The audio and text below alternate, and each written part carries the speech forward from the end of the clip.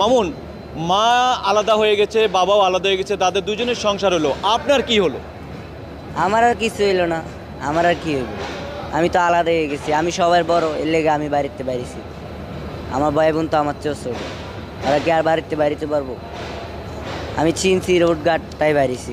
পরিবর্তে আমরা কিছু পাই নাই। মা বাবা অনেক কিছুই পাইছে, কিন্তু আমরা পাই নাই। কি পাইছে মা বাবা? মা বাবাই যে আবার নতুন একটা সংসার পাইছে। আমার জীবনে আমি সারাটাই 4 বছর কষ্টই কাটাই আইছি। ঘর থেকে কেন বের হলেন? ঘর থেকে এই যে মা বাবা আলাদা হওয়ার কারণে এই ডিউটি দিছিল, ডিউটি করতে ভালো লাগে না। কইছিলাম পড়ালেখা করতাম, আর নিজে পরিশ্রম করতে ভালো লাগে।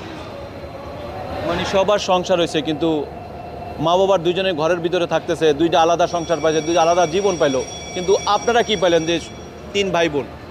আমরা 3 ভাই বোন বলতে আমার ভাই বোনরে আবার ফুপুর কাছে দিয়ে দিছি। ফুপু ওই পালে ওদেরকে। ফুপুর মেয়ে নাই তো, এর লেগে পালে, ওদেরকেও আনে দিয়ে দিছি। আর ভাইটা?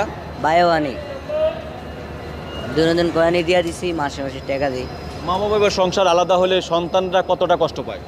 অনেকটাই কষ্ট পায়, যারা বুঝে ওরা অনেকটাই কষ্ট পায়। এতটুকুই, আমার কথা আর নাই কিছু।